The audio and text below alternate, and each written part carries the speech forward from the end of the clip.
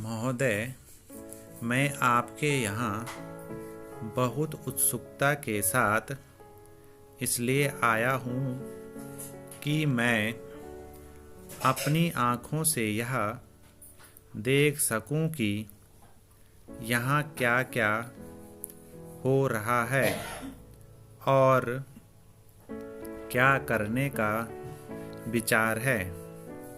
स्वागताध्यक्ष जी ने अपने भाषण में अभी दिग्दर्शन कराया कि यहाँ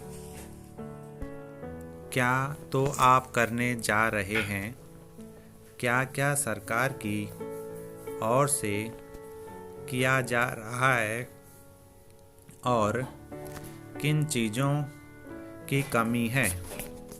मैं इन सब चीज़ों के संबंध में केवल इतना ही कह सकता हूँ कि जहाँ तक मुझे मालूम है, आपकी राज्य सरकार और केंद्रीय सरकार दोनों इस बात के लिए तत्पर हैं कि आदिवासियों की उन्नति के लिए यथेष्ट और प्रत्येक संभव प्रयत्न किए जाएं। जिस समय भारत स्वतंत्र हुआ और हमको स्वतंत्र संविधान बनाम का अवसर मिला, तो हमने उस संविधान में इस बात का ध्यान रखा कि जो पिछड़े हुए लोग हैं उनको आगे बढ़ाना और दूसरों के समान स्तर पर ला देना हमारा पहला कर्तव्य है।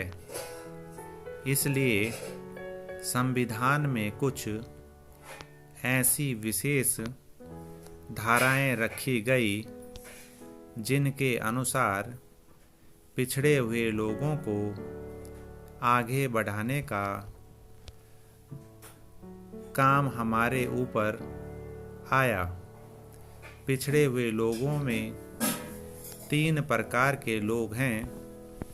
कुछ लोग तो वे हैं जो अछूत माने जाते हैं। अस्पृश्यता दूर करने के लिए महात्मा गांधी ने इतना बड़ा प्रयत्न किया और आज ईश्वर की दया से यह बहुत सीमा तक कम होने भी जा रही है और आशा की जाती है कि दूर हो जाएगी। दूसरे लोगों जो पिछड़े हुए समझे जाते हैं, आदिम जाति के लोग हैं। ये सारे भारतवर्ष में अलग अलग स्थानों में फैले हुए हैं। विशेषकर पहाड़ी और पंगली क्षेत्रों में इनकी संख्या देश में प्रायः 2 करोड़ है।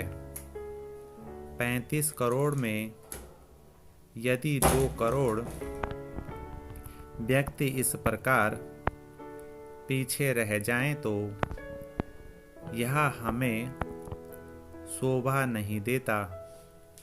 उनकी उन्नति करना हमारा परमावश्यक काम है।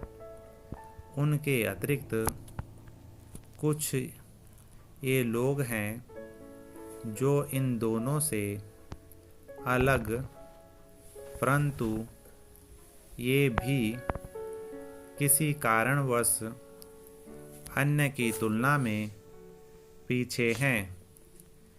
इन सब के लिए हमारे संविधान में अलग अलग व्यवस्था की गई है।